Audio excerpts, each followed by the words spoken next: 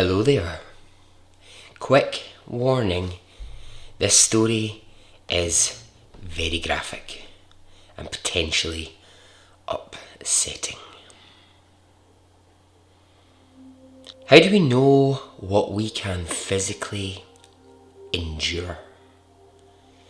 Well, we don't until we're tested. And this woman would be tested in the most brutal way. What do we do when the justice system fails to stop two monsters on the loose? Does someone have to be sacrificed for them to be caught? Welcome to Extraordinary Stories Podcast.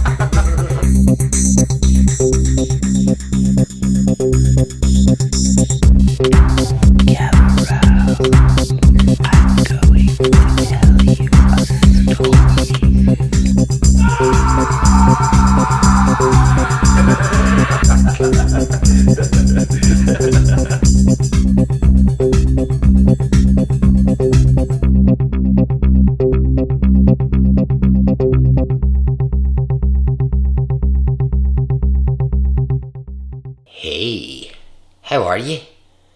Are you well? Are you good? I am. Okay, quick shout out for a heads up on this story. Cheryl, thank you very much. I don't have your surname. Your email just said Cheryl. You're so famous, Cheryl, you just go by one name like Cher. So thanks, Sheza, you absolute badass. Thanks for the story. Well, we're going to get right into the story, everyone. You see, here's the thing.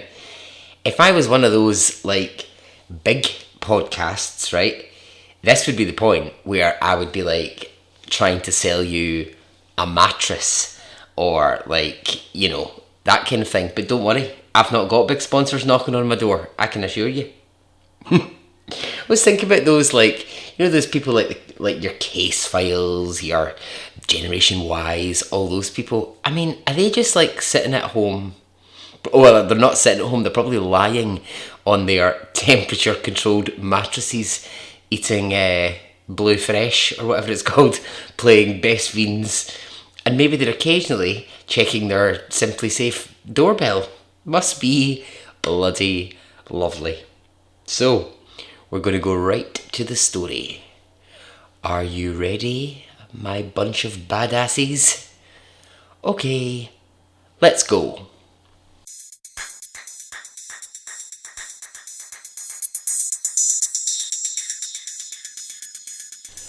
Port Elizabeth in South Africa simply goes by the nickname The Bay. Now, it's a melting pot of different cultures, and over about the last 30 years, it's seen a huge rise in British, Swedish, and Americans moving there. I mean, due to the fact that it is beautiful, it's absolutely gorgeous. It's beaches and palm trees and all these gorgeous buildings. But it also has sports arenas, and so a lot of Olympic training and all that kind of jazz goes on in Port Elizabeth. It's gorgeous, look it up. Just go to your computer, go to Ask Jeeves and type in Port Elizabeth. But like everywhere else in the world, it may be beautiful, but it also can be dangerous. And there's one person who knows this only too well. Her name is Alison. Alison is from Port Elizabeth. Now, Alison's parents divorced when she was 10 years old, and she spent most of her childhood living with her mother and her brother. But she'd been born and raised in Port Elizabeth. She'd gone to school there. She had gone to university there. During her teenage years, she was head girl at her school. I mean, that's so funny. I was head girl at my school too. Yeah, I was. I was sent to a school for the gifted, for those with above average IQ. So that's where I went. And then they realised they'd made a terrible mistake and kicked me out. So, after studying, Alison had gone into the world of insurance. And she was working really successfully as an insurance broker. Now, at the time of this story, it's 1994, and Alison is 27 years old. She's young, free, single, and she's out one night in December when everything in Alison's life is going to change forever.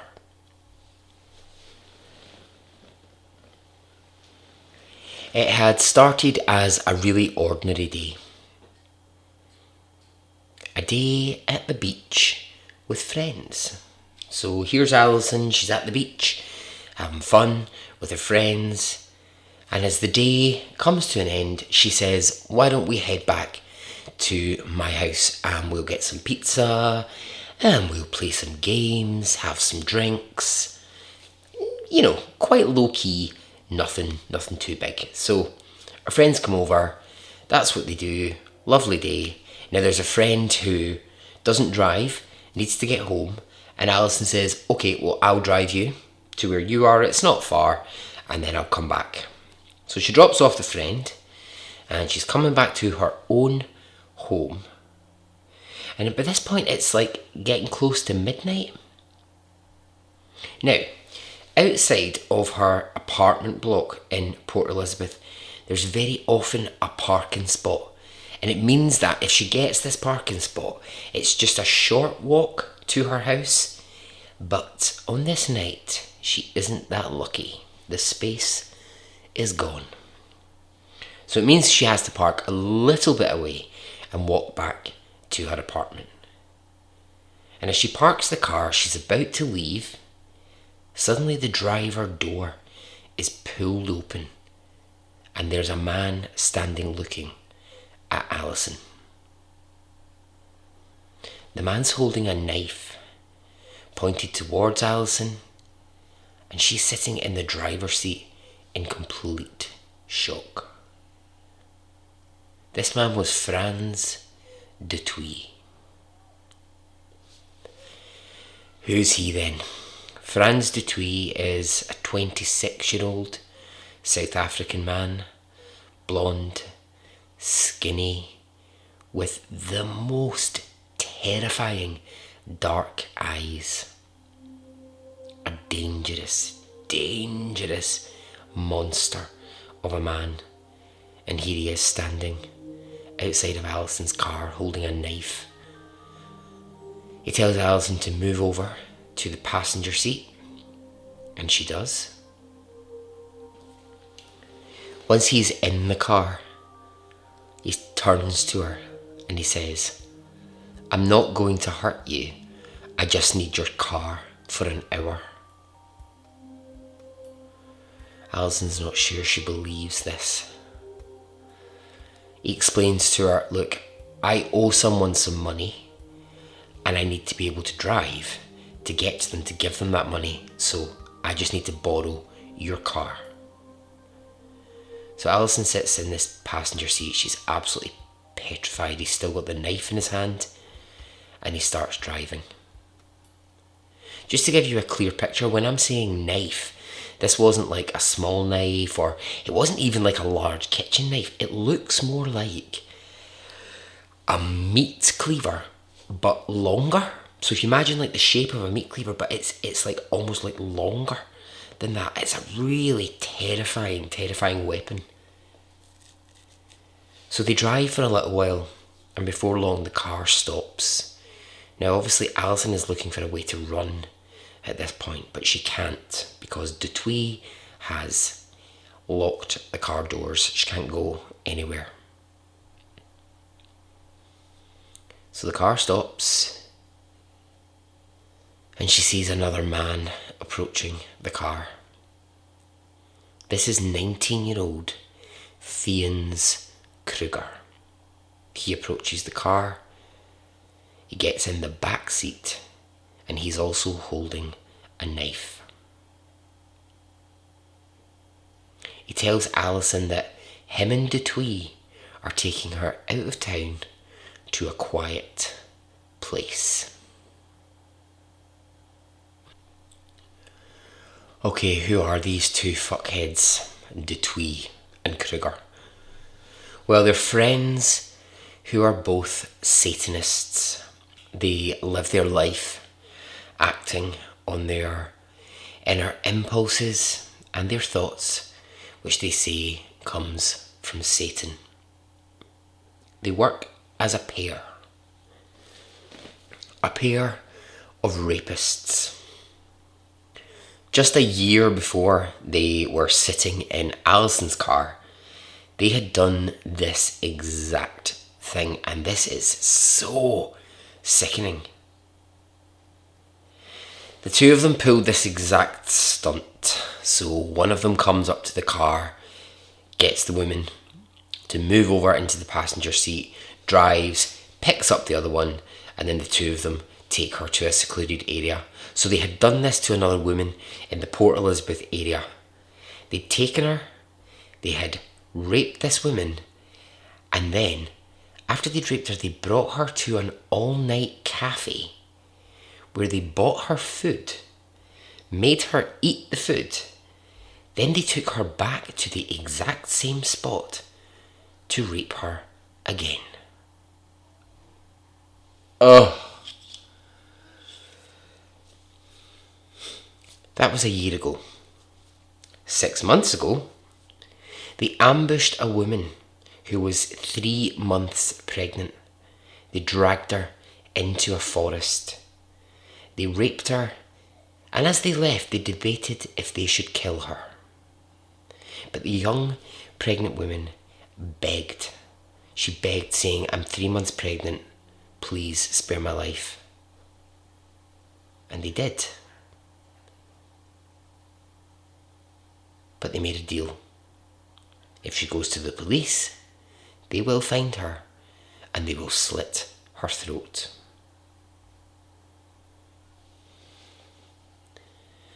So now Dutuis and Kruger drive Alison towards a secluded spot near the beach. They drag her out of the car and they throw her down on the ground.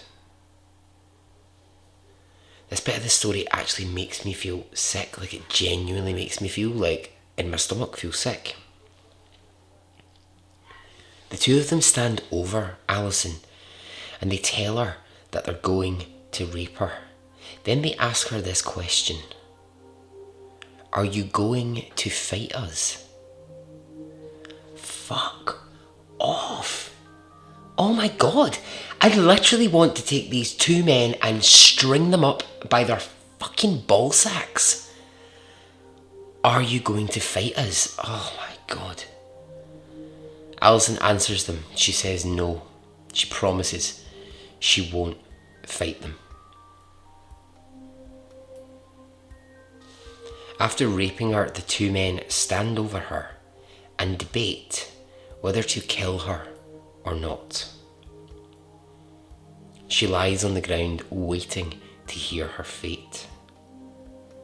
They decide that yes, she needs to die, or she's going to go to the police, and they can't have that.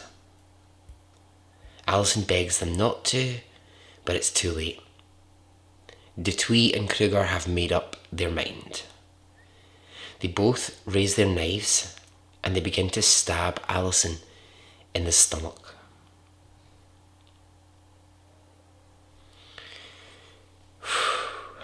Take a deep breath, because this is rough. Kruger says, let's mess up her reproductive organs. And as Alison lies there, they stab her a total of 31 times in the abdomen. Blood fills the ground.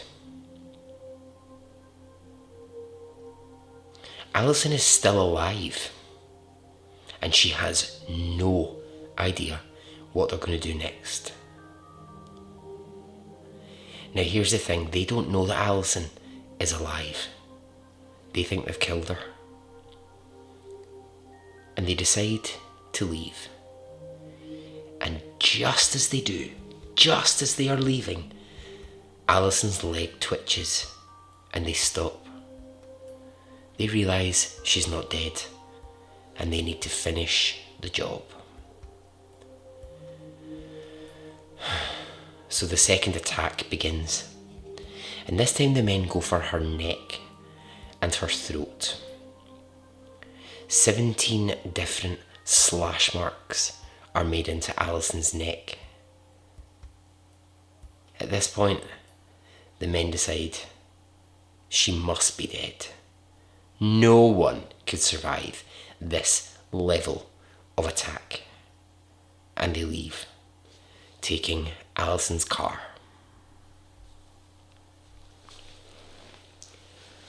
But Alison's not dead. Now, although the stab wounds should have killed her, 17 stab wounds to the neck, that should kill anyone, but it didn't. It actually saved her life. One of the entries into her neck actually opened her windpipe and allowed her to breathe. But in the chaos, in the madness of the whole thing, DeTweet and Kruger didn't realise that she was breathing. They thought they had just done the job. Now this next bit of the story is pretty gory, I'm just going to warn you. Waiting until she was sure they had left and trying to get a sense of where she was, she thought she could hear some nearby traffic. So beginning to try to move, she realised that if she was going to be able to move, it was going to have to be so slow because she was in a bad way. Her intestines were hanging out of her stomach. She had almost been decapitated. And at this moment, if she was going to live, she knew she had no choice but to move. How the hell was she going to do that?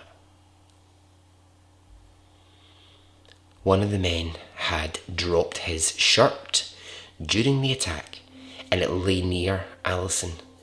So she slowly reached out, got the shirt, pulled it towards her, and she placed her intestines inside the rapist's shirt in order to carry them. But as she tried to move, she realised she was going to have to hold on to her head as it was nearly fully decapitated and it was going to fall from her neck. Slowly, she crawled to the place where she thought she heard traffic and she waited.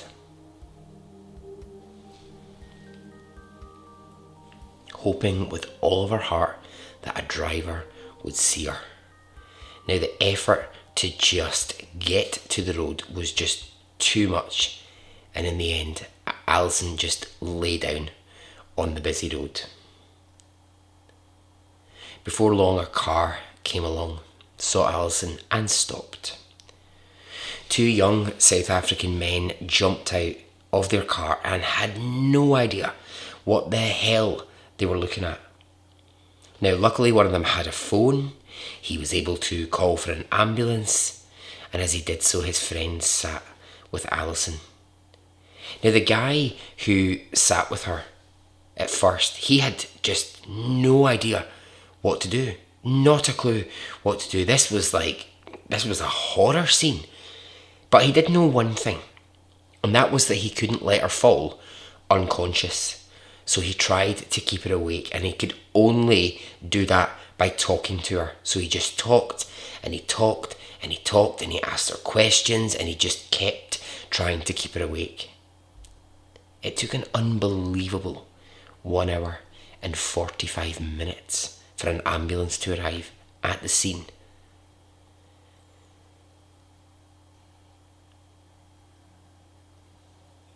And in that time, the two guys never once stopped talking to her.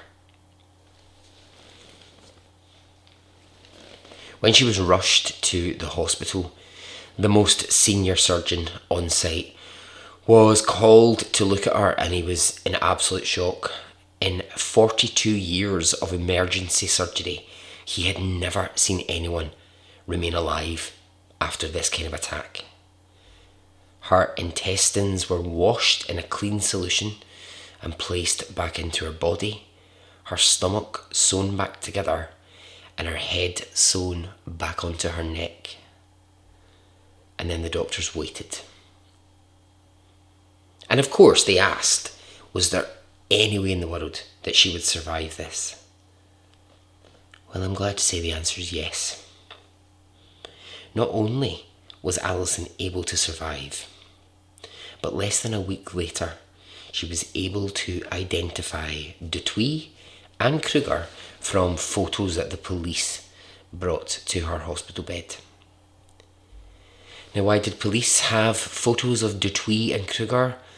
Well, it's because of those attacks I told you about earlier. The one with the girl in the late night cafe and the one with the pregnant girl.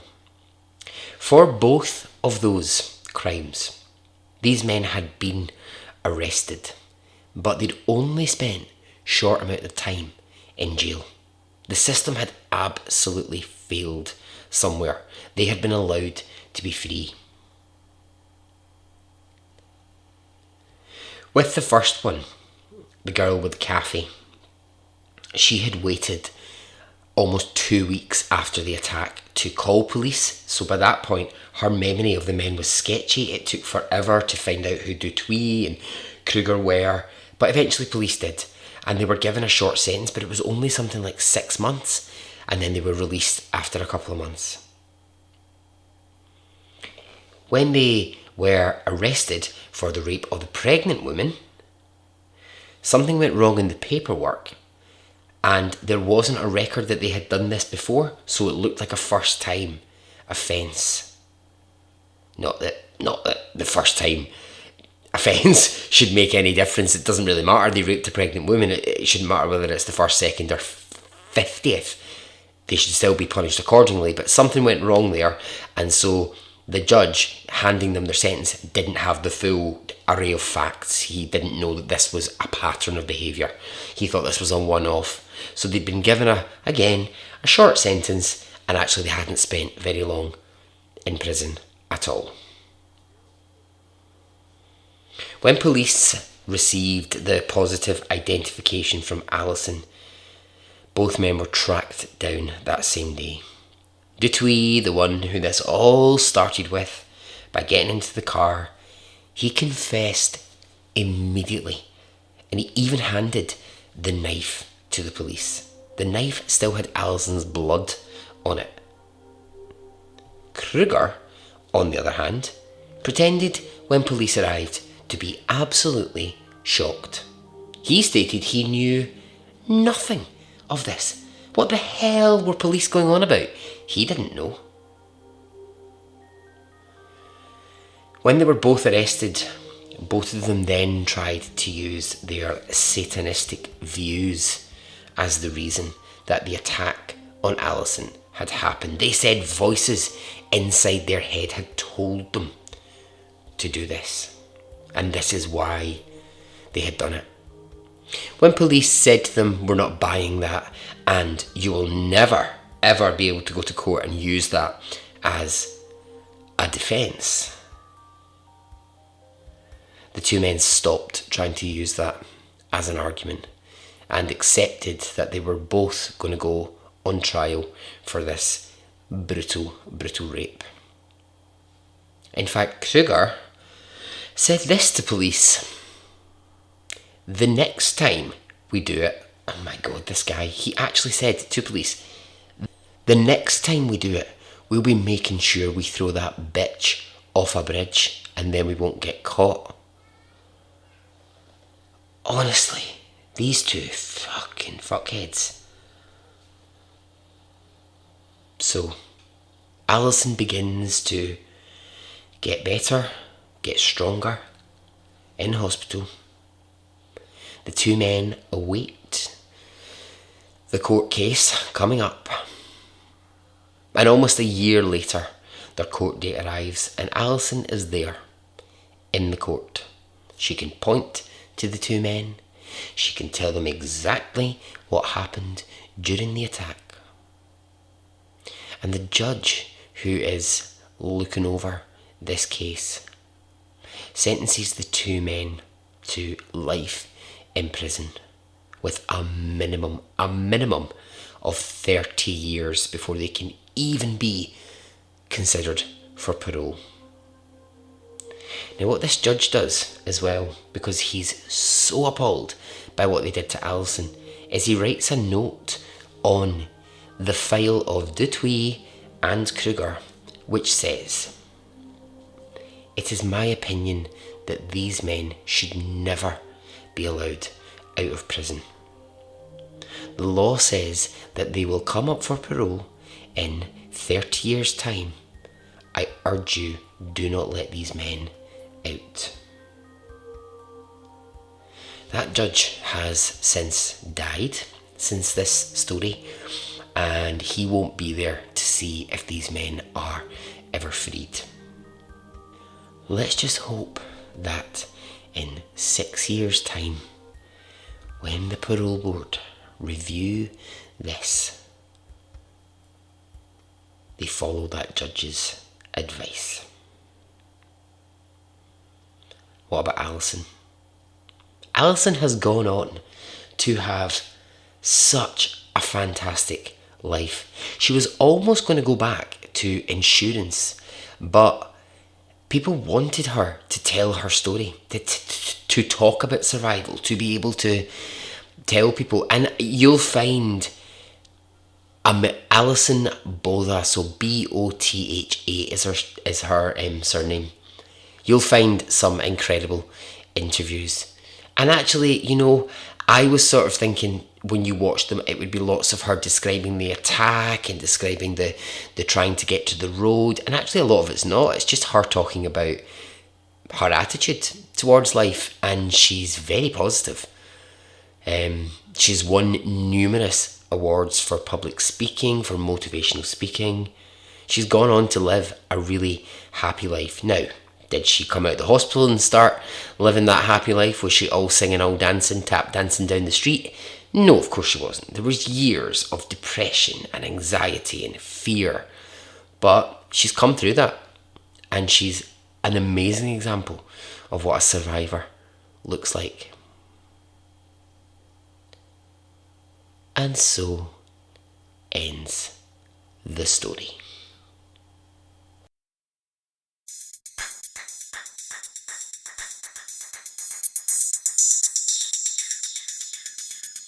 Okay, well, I hope you enjoyed that one.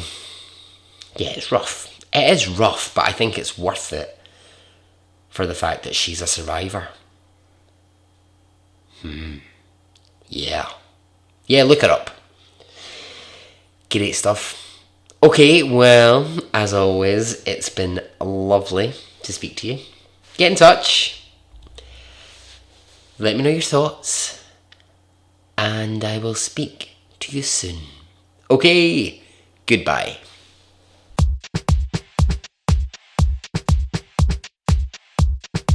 It didn't affect me really one way or the other.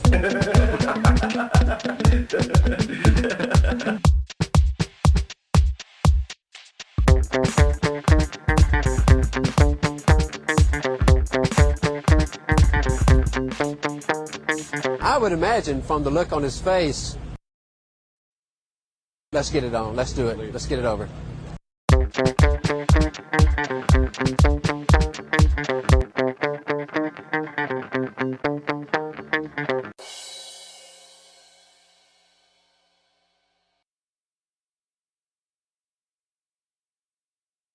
Let's get it on. Let's do it. Let's get it over.